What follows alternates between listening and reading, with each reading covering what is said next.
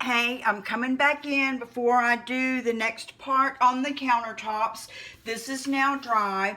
I've got the black base coat on, then I have I sponged on the first coat, which is kind of a tan color, something brown, but it says 2A on the bottle. And I tried to do a couple of patterns here. You can see one there going through to stay in the same direction with those to sort of give me a baseline. But I also decided I wanted to tie in a little bit of brown. I thought it would tie in better with my cabinet, so I went with just a tiny amount of the chocolate brown. I may put some more later in another coat, but I wanted to cover up some of this black with the chocolate brown. So I did that and sponged just a tad on there. It's dry, so now it's time for the real second part. So this isn't as heavy as they normally do it, but you know, you can watch those videos if you want to. But I'm gonna now move into the next coat, which is called Inca Gold, and it looks like melted creamy vanilla ice cream. I shook this up real well. Looks pretty thin. I don't want that to drip. I'm going to wipe it that way. And I'm just going to do the same thing that I did with the first coats. I'm using a larger sponge this time. I really, after using the larger and the smaller in the last coat, found that I could control the larger one better and I liked it better. So I'm just going to do sort of the same thing, coming off on some of them, starting this way. This almost looks like a off-white going on here. But I'm just going around and to keep from having a pattern going here. Kind of around in circles with it, bouncing and popping off of there. And I'm going to try to...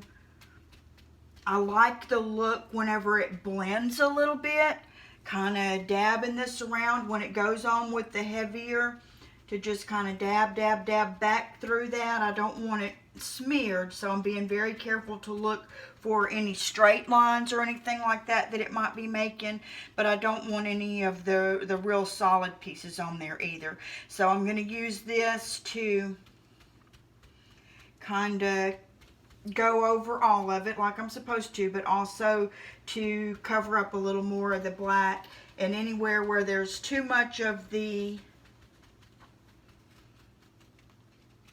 actual blobs of paint coming off of the, you know, the decorations here, not decorations, but the holes, whatever you want to call them, I'm just going to kind of pounce back over that and use it to make a smear, because I like that look. You can continue to pounce yours and get whatever look that you like best, but I like a little bit of a smear. So that's what I'm going to do. And I'm going to continue over these areas. See the one like I told you about there? You get some more on here. Wipe the excess off. So I will come off of and over my side there a bit and keep that line going a little heavier and then blend out from it. That's my plan, and I'm sticking to it for now.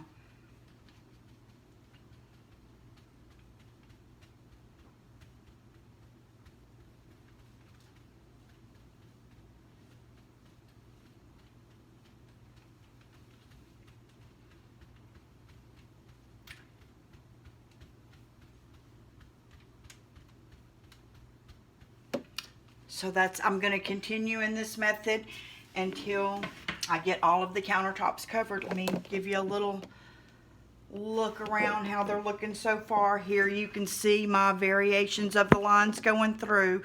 Those won't be as